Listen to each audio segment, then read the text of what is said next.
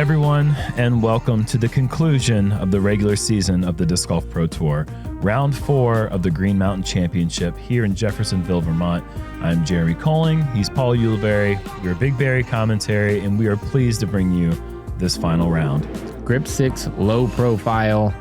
Nothing low about this profile. Oof. My goodness, except for his score. Yeah, first in like every single statistical category that matters. But if there's somebody hot on your trail that you would like to ditch, it's this guy, Ricky Wysocki, 29 under par. That'd be leading any other year ever. Presnell. Presnell, though. Wow. Hot on Ricky's tail at 28 under par, just having a phenomenal tournament.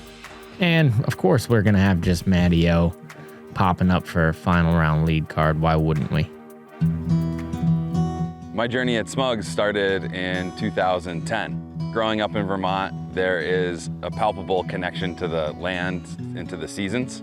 After I got out of college, I decided to work seasonally in environmental education. That led to me being the manager at the summer camp here, the director of the ski and ride school, and gave me the opportunity to build the disc golf center here in the summer eventually. The experience of seeing Maple in the USDGC and the 2014 Worlds made me think we can do the same thing here with the Green Mountain Championship. Yeah, beautiful shot from him. What's Simon doing here? Oh, he's getting crazy with the roll. It looked like a tree helped him a little bit too. We founded it in 2013 and just tried to grow it as fast as we could. We recruited some of the pros from Maple to come up, Nate Doss, Val, Avery Jenkins, Steve Brinster, Simon. We're all some of the original OGs coming up to the 2013 Green Mountain Championship. We also had a vision to do more. The festivities at some of these events and the beauty of the resort and the facilities here, so that made me think, hey, why can't we do music festival and bring people in from all over Vermont to show them what disc golf is all about? And that was the birth of Fall Fest, bands and local food, local libations every year. Being in the heart of the Green Mountains makes it easy for people to fall in love with these courses. So we're up in the Green Mountains, one of the most epic places in the whole US, in my opinion. We just arrived yesterday, get to drive through the famous Smuggler's Notch. It's probably the coolest road in America. You're cruising up this windy mountain hill and these rocks are jutting out over the road. That pretty much leads you right down to Bingham Falls, which is like our favorite spot, the waterfalls. We're just swimming in there after every single round, chilling. A good amount of disc golfers going down there after the round and hanging out. I'll put it right in front of you. But yeah, you get in and it literally just, it's kind of like that take your breath away mountain water. There's so much to do, so much connection to the land and to the nature around the area. Smuggler's Notch is right on the Long Trail, a defining trail that I grew up hiking.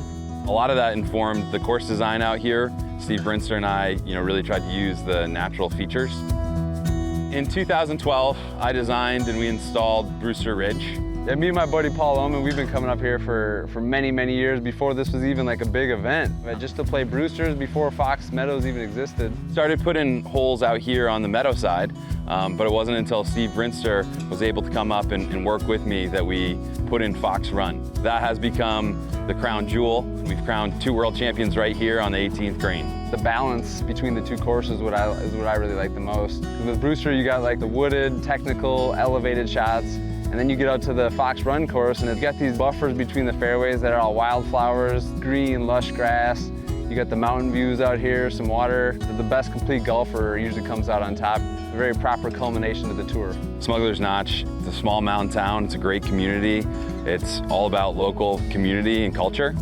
And I think everybody falls in love once they come up here. And everything's connected to nature around here. And it really defines life in this area of the world.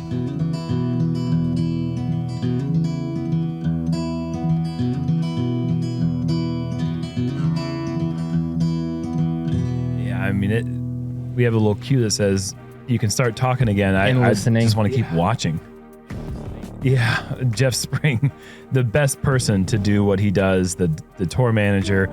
And, there's so much heart and soul here at this facility, at this complex. It's a tour favorite. Everyone loves Vermont that comes here. It's immaculate. Hole 1, one of the easier par 3s. By virtue par of 4s. some unthinkable 13 down yesterday, 12 down the day before. Sponsored by Team Prodigy. Let's hear it for Chris Dickerson. Chris Dickerson, if you've been watching, does not have a bogey in the first 3 rounds. Playing incredible disc golf.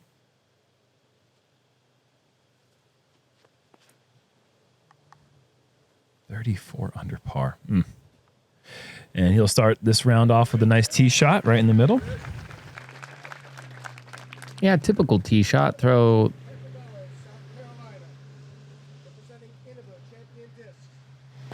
We have a 4-time Green Mountain champion, 2-time world champion. Let's give it up for Ricky Wysocki.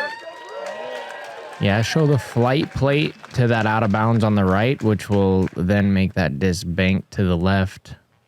Pretty much what our righty's looking for here. He's going with the pig. Safe play, very safe play, but he has a sidearm with the distance and technicality to get all the way to the green. Ricky Wysocki. Next up from Ozark, We're going to talk about Missouri, this in a second. representing Team Discraft and our good friends at Upper Park Disc Golf.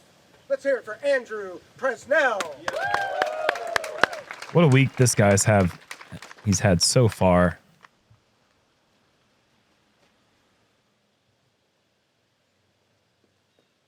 Crystal drone. This is going to be his new standby.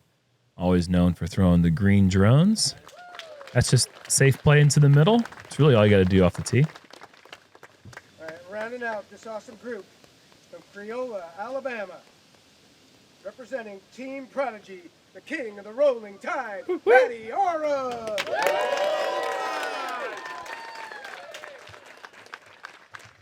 He is such a sensational disc golfer and personality. I was talking to Simon. He played with him 3rd round, and he said, I am so impressed with how impressive he is. And I was like, I don't think anybody could ever say anything better than that. Yeah. And then he said it was the simplicity of how good how easy he made it look. He said he's just an all-around good golfer. Coming from Simon. Yeah, it's high praise. One of the most impressive humans. This is tough because Andrew is pretty far back. He's going to have to throw turnover, and it's tough to get the height to get all the way there. He's done a pretty good job getting that to about 45. It's tough to get up there with that low ceiling with a backhand. The sidearm is certainly the tool you'd like to be able to get that low ceiling and then get this skip off the grass, and you're going to see Ricky do it pretty much perfectly. Pig. Putter. He's finding new ways to score on courses that we've never seen, and that's crazy to think about, that he's able to go backhand pig, sidearm pig on a hole where everybody else is going driver for the most part. Yeah, the familiarity that Ricky's had coming here since 2013 allows him to try new things and figure out what works best for him. Matteo challenging that backside that's going to curl up and nestle about 20 feet away. And a statistic that no one's paying attention to, following, and it doesn't mean anything. But it's a pretty interesting thing. I have to mention it. Oh, Andrew Presnell. We'll give that a second. Great putt to start this round. But going back to this event 2 years ago, Ricky Wysocki and Paul McBeth are tied stroke for stroke at 4,814. So this fourth, and that's through 3 rounds of this event as well. So this fourth and final round we'll see who's winning after this. I mean, again, that's pretty crazy.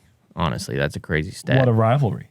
Absolutely. And we won't even get to see Paul on this card today, but still a really fantastic stat. Another crazy stat is, not crazy, expected star frame birdie if Matteo can just knock this little shorty down. That stat was taken off of Statmando's Twitter page. So go follow them on Twitter to get interesting little tidbits, but I thought that was really fascinating. And a star frame to start our round. Like you said, Paul, as we expected, hole 2. What are you looking to do here, Paul? That's just a tight gap, really. You're going to see a lot of putter shots coming through here because that's the straightest disc that you have. The trick is just hitting the gap and then putting the brakes on.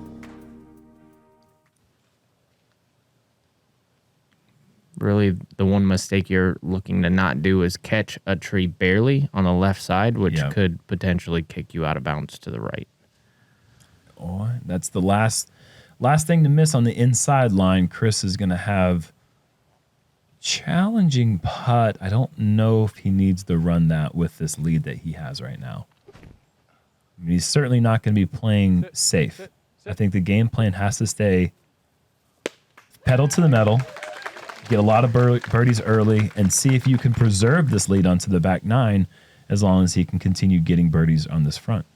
Yeah, great point. If he can turn it into a match play as Presnell makes a pretty bad mistake there, that you can't miss barely. If you're going to miss on this hole, miss by a lot. That way it'll kind of stay in the middle. But yeah, make it into a match play event coming into the back nine to where you can kind of pick your spots and make sure you don't give up the big number. That's right. Matty-O, nice touch there. Matty-O starts this round off 13 shots back of Chris, and he's on the lead group. There's really 3 guys who can win this tournament. Presnell, obviously, Wysocki, and Dickerson.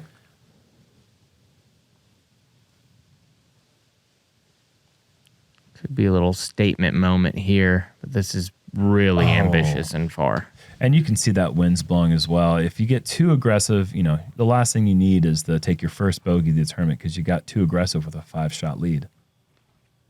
Scratch that, 4 shots. Thank you. I wonder,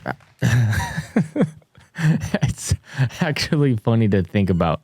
I might be 2,000 to 3,000 shots behind those two.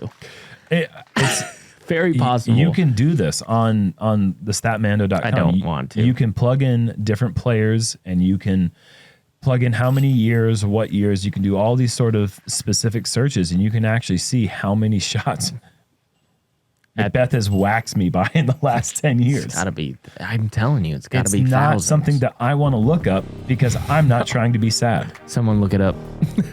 Hole 3, as Matty-O and Ricky take birdies, we get to hole 3, par 3, 300 feet. And this one is blind from the tee. You got to hit this gap here. Mid-range or putter, most likely for these guys. There is OB right as well as a mandatory, and the green slopes towards and out of bounds. It's about 10 meters past the basket. Needs to get down. Wow, misses everything. Slow down, slow down. Yeah, I had a little steep on the hyzer there, which once it hits that hillside, it's going to need to hit something, and it really didn't, so he's going to have to earn about a 40-footer there. Oh, just uncommitted. And does it kick OB as well? It does. Bad break. You know, when you throw it that inside, you're thinking, okay, it's just going to be a tough par, but kicking across that group of trees into the OB is tough bogey now. Yeah, it's not going to be easy. We saw Chandler take a quad on this hole. Oh, boy. Chris, slow down, and it hits a tree behind the basket, so that will bring Chris to 36 under par. And keep in mind, last year, Kevin Jones won this event by 4 shots, which on tour is kind of a runaway victory. And he won at a total of 37 under par. Right. And Chris is going to be 1 back. Oh, does that really work its way all the way OB? Bummer. And there you go. You can see how close it is behind the basket with that shot right there. Yeah, this is hard from here. You got to show a lot of touch. Okay. Yeah. Yeah, that should be fine. You can work with that. Okay, yeah, we can see the difficulty here. Staggered stance, spin putt, Annie. Oh! Almost got it there. For Ricky to make his patented run, you know, it's got to be crisp. Yeah, I mean, Chris is so dialed.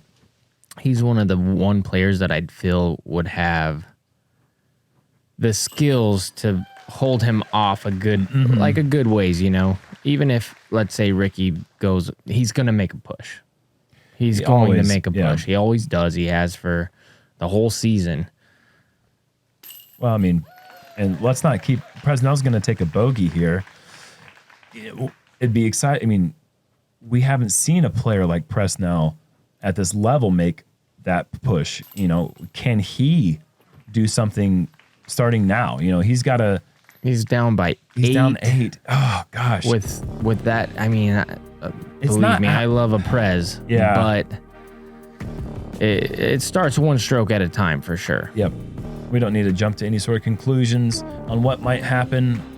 Hole 4, par 4, 625 feet. The play is just a go Anheuser with like a stable driver, or just straight flat with a pretty stable driver as well. Try to get up near that bush and then just pitch across the OB to the basket, which is on a mound. I just don't see a scenario where Chris doesn't shoot around a 5 to 6 under, which in that case would make them have to shoot course record. Yeah. And that's where I have the problem with. This course gets difficult when you're trying to shoot 10 down. Right. Because then you're pressing on all these hard holes. A player with Chris's abilities, with Ricky's abilities, really anyone on this card. 10-50 boys. These guys could shoot 5, 6 down, no problem. Major champions, but U.S. champion, yeah. When you start going for those hot rounds, that's when you start getting aggressive and taking bogeys. And this needs to not do what it's doing. Yeah, that's going to find its way right into the middle of the OB. Right, easy par, really, if you just keep your wits about you. He covers a lot of ground inbounds there, and he'll have a little chip hyzer into the green. Yeah, probably like 280 from the pin where he went out of bounds. The mistake you can make is exactly that one. That's almost the mistake you can't make, but he gets by, and now he's going to be fine. But if you do hit that bush early, you never cross in bounds, and we saw MJ do that in round 2. Yeah. Chris is lining up this sidearm hyzer. In the distance, you can see the raging left to right crosswind. Oh, he almost drills it. That right there is not an easy putt. Okay, that's going to be a stiff wind with an awkward footing. This is a really hard up shot here because he has to go backhand against the wind. This takes a lot of speed control and trust. You can see perfect disc selection as well. He got the disc selection down. Just, you're right, getting the nose angle right, getting the hyzer angle correct. How close do you push it to that bush line, which is right there on the OB?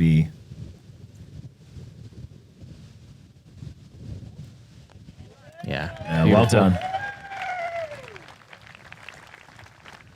You're going to see this a lot this round. Winds were up, but there were some points during the round where it kind of died down as well. So it's going to be swirly. Yeah, pick your spots. Take your extra 30 seconds on some of the putts for sure, because you could catch a nice little knoll. Lull? Knoll. Well, if you catch a knoll. Yeah, that's not good. You don't want to catch any knolls out here. Or trolls. Don't want to catch one of those. This is the windiest part of the day, though. This is the time when we're also in the most open, exposed area where you think about holes 5 coming up here, hole 9 later on in the front 9. Those are some of the scariest holes to play in the wind as Ricky and Chris make their birdies.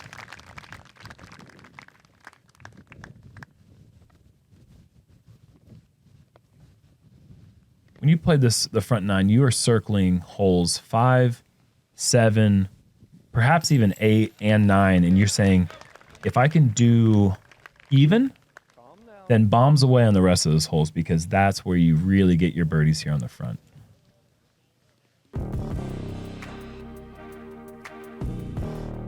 Hole 5, 4th hardest hole of the day, 3.2 average, and I'm surprised it's not more. But this one is tough because you're playing a hyzer over OB on that right side. Where that hyzer is the widest, that's OB all right there. You have that little tiny window down there near the green that you have to hit, or spike hyzer over the top of it. Layup. And Chris, he gets by that and rolls down to the bridge. Pretty smart good shot. play. Yeah, very smart play. Like you said, this is one where you could give a few away. Playing that low shot with a stable disc that cannot get to that right side of the bush line is a perfect play. Ricky has really, really developed that overstable release or anhyzer release with a really overstable disc to push the angle so that the disc has nothing to do but finish hard hyzer at the end. Look at the way Matteo throws. Come on. Oh, does that... Oh, that... Fortune smiles upon you there. That easily could have grabbed and never come back in bounds. Prez with his unique style, he is no stranger to a stable disc. He's going to put this one flat with a little anhyzer. Hyzer right in front of those bushes. Start hyzering. Oh, and does he get it too? That doesn't happen. No. That doesn't happen. That tree line takes at least 2 per card. Lucky. Very, very nice. Honestly, I thought he was fine. Both of them kind of coming out of the hand, but that wind really pushes him to the right side. This hole is so hard. Yeah, you get a 3 on this, and you're happy. You're smiling, unless you miss a short one. You circle. I'll take 3 on this hole for the rest of every year I come here from the future. Oh, all right. Chris, somewhere around circle 2's edge. Just a little layup. Okay, no, not a layup at all. Stop it. Dude. Stop it, Chris. So much for the game plan of laying up. That's aggressive. He can miss that on all sides and bad things happen. Look, he starts, he's 4 down through 5. There's no maintenance here. He's just slaying it. And Ricky's 4 down through 5 as well, just to maintain the 5-shot deficit. With a lackluster start, 2 down through 5 isn't that bad, and he would be not very comfortable. Yes, you're right. You know, you never want to see a charging Ricky on your tail, but I mean... But that's the reason. He's one of the guys that can hold off a charge like that. Yep. You know, because he's dropping 60-footers where we're thinking like, yeah, just lay this one up there, buddy. Yeah, please. who cares? Don't go for... Oh, never mind. Oops. We're dumb. Hole 6, easiest hole on the course, averages 2.26. That means if you're listening to this at home, you're birding this hole too. Chris going forehand. Okay, little short. Yep, not bad. Not bad at all. The only thing tough about this hole, when it comes down to it, is can be a kind of a windy green. Thank you. Yeah, I mean, the basket's slightly elevated. There is OB right. Come on. This hole's easy. Get out of here. Yeah. There ain't nothing. The wind doesn't, it's not even a factor. No, just kidding. I feel like it's strange that it averages as low as it does because I think we play holes this easy other places on tour. I don't know why either, if I'm being completely honest, because I see people miss this hole all the time. Yeah. But I mean, it basically averages 3 people on your card birdie it, 1 person takes a par. That's 2.25. Yeah. So Totes. a couple of tricky little putts coming up here with Presnell and Dickerson. Circle's edge. Yes. He's the Prez dispenser. What? Oh boy. He just drops those like it's. Are you proud of that one? I'm proud of him for making those. Me too. Yeah, he was a little bit short. Okay, that's a good putt. Left side, good catch. You don't get a nickname like that unless you jam putts.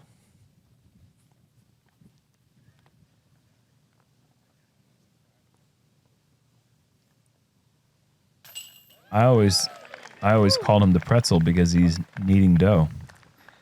I know, but do we like Prez dispenser better? Not if you get the joke. I got it. Yeah, he's making money. Got it. Yeah. No, kneading. You get my joke? Hole 7, a really disappointing moment in my commentary career there. Par 5, 1280. All downhill, kind of bombs away, but I don't think like these guys... Like a baby deer? They're not going to be... What? They're not going to be going across the ditch off the tee, I think. I think everyone's going to be playing the hyzer pitch down to this left side, opening up the biggest open hyzer gap. And Chris has done that. He could even be more left than that and be in a good position? Yeah, more left is actually, I feel like, a little bit better because then it takes the height out of it for getting over that bush if you miscue just a little bit. You like hear from Ricky? there. Yeah. Yep. That's perfect. You could even hear Ricky saying he doesn't want to go straight. You want to be left. I personally What you think? that this hole has become extremely boring off the tee, and I liked when it was the position play to go over. It was a little more dramatic. To birdie this hole in the past, you needed the distance. Yep. Off the tee and on the second shot. And right now, to birdie this hole, you can get a lot of distance on that second shot, enough to get to the green in the third. That's got to sit. Okay. Good dig, but does that take him out? I think it takes him out of birdie range. I think so.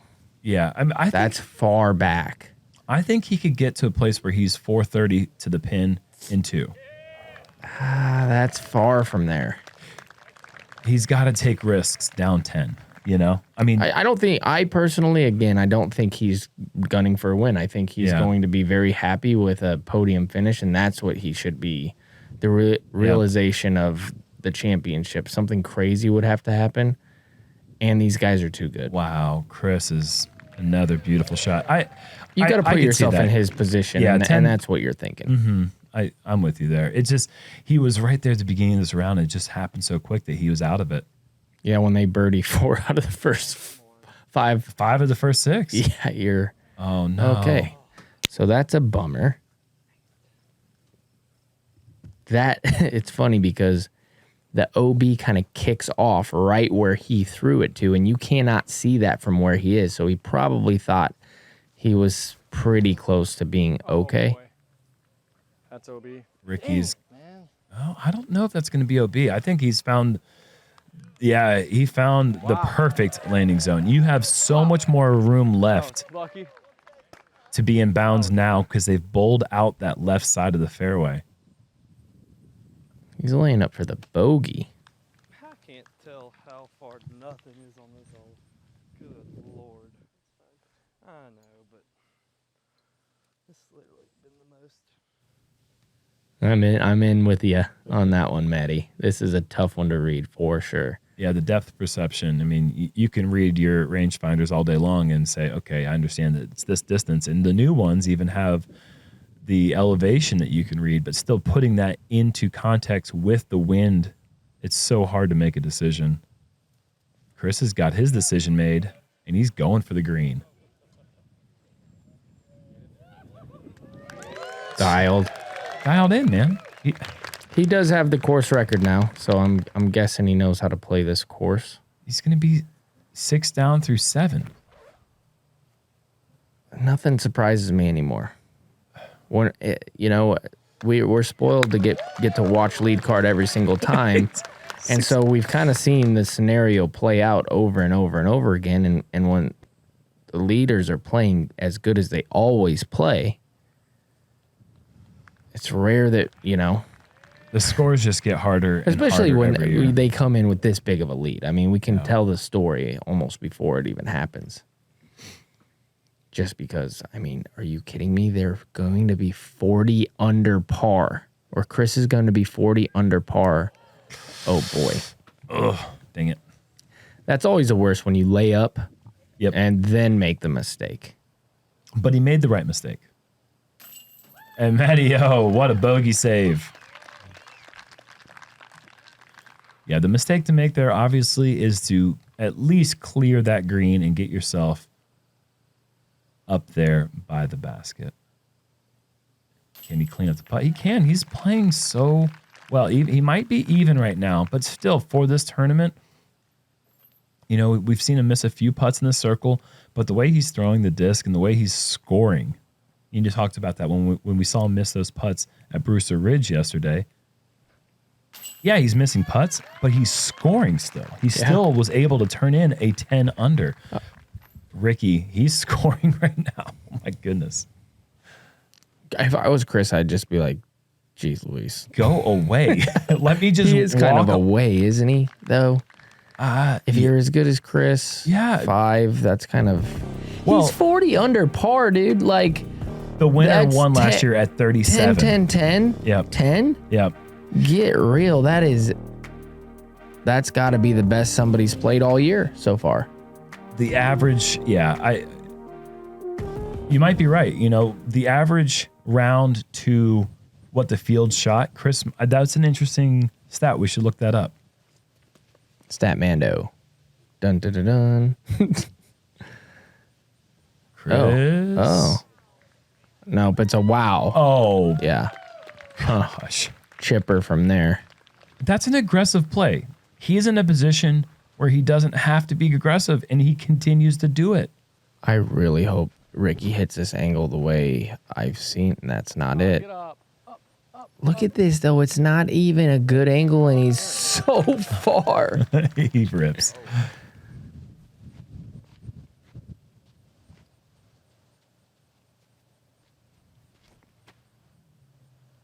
Yeah, in most tournament scenarios, at this point, he's bought himself the opportunity to not have to play hole 8 for birdie, because this is one of the hardest holes on the course.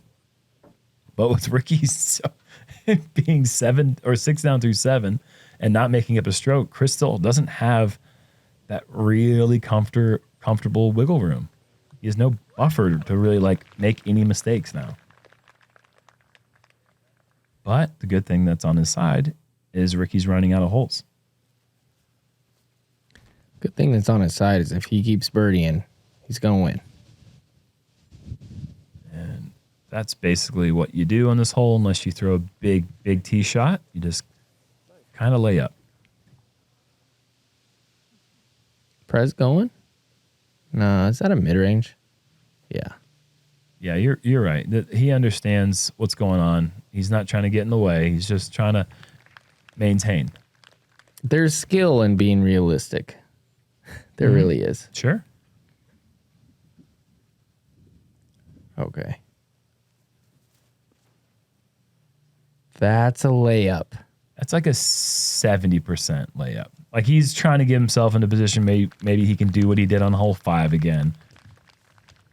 But yeah, that was a layup for sure. He's not trying to get too cheeky. Oh my, are you serious, dude? Oh, no. And that never crosses up there. So Ricky, Pull it that far. that is a huge error.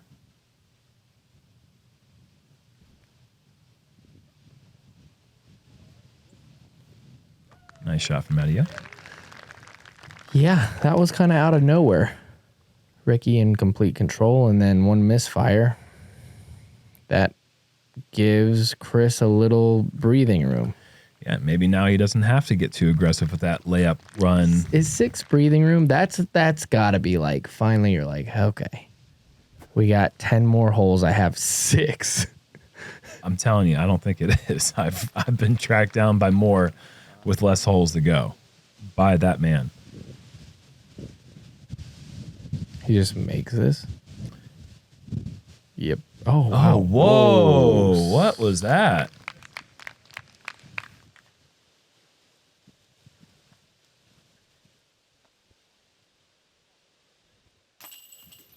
Okay, hold on to the disc, please. Thank you, basket.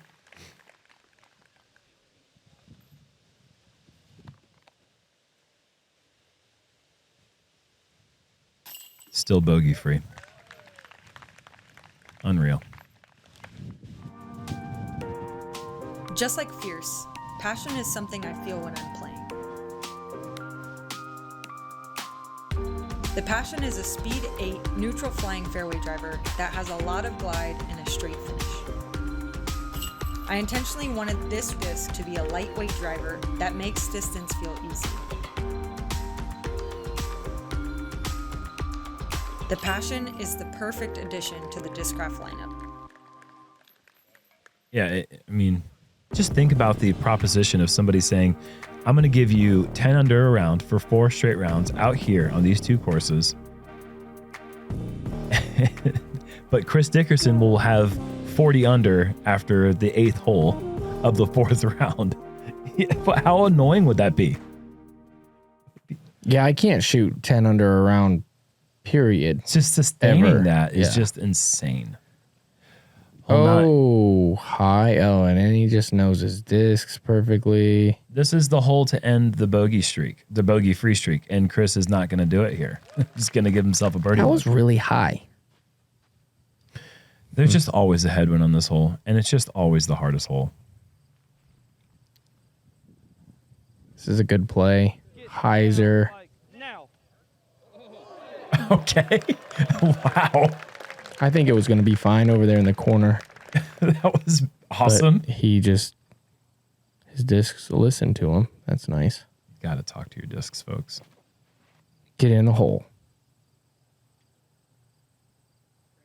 You hear that? Andrew said nothing to his disc, and it didn't go in the hole. Yeah. You got to yell at your discs.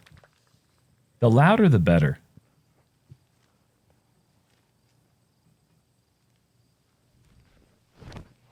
Ricky going Invictus. Super Anheuser. Yeah, and it's not going to get it. And oh, boy. So, that two-horse race seems a lot more like one horse now at this point. He just skips it in. Yeah, I mean, yeah. With Chris have an opportunity to get to 41, this is going to drop Ricky down to 33. Chris is finally going to have some of that nice, comfortable.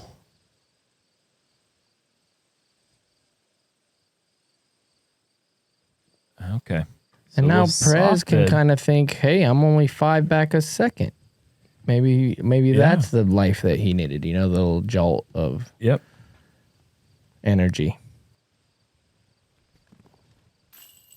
Oh, no. So Matteo will finish this front 9 at 1 under, and Chris will finish it at 6 down, which is just a hot round to shoot. Ever. Just anytime you come out here 6 down, just to finish the round at 6 would be great. Yeah. And that's really the mark that we were thinking. If he shoots 6 down today, he's going to win. And he's got that already. Par out, buddy. Par out, and you should be fine. I mean, Ricky Wysocki, 2 bogeys in a row, a bunch of birdies in the front 9, still manages to shoot 4 under. So he is going to be 7 back with 9 to play. Andrew Presnell, he's trying to figure out, hey, do I fight for for second? I mean, yeah, obviously you're just going out there and shooting the best you can. But Chris Dickerson's in a good position here to win. He's making it look just way too easy, way effortless. I mean, we're trying to find scenarios to figure out a way how he could blow it, and the way he's throwing it, it's just not possible. It doesn't seem like it is. 9 more to go. Disc Golf Pro Tour season coming to a close, at least the regular season, before the Pro Tour finals coming up in mid-October. But this is it, man. Sad to say it. 9 more. Sad panda.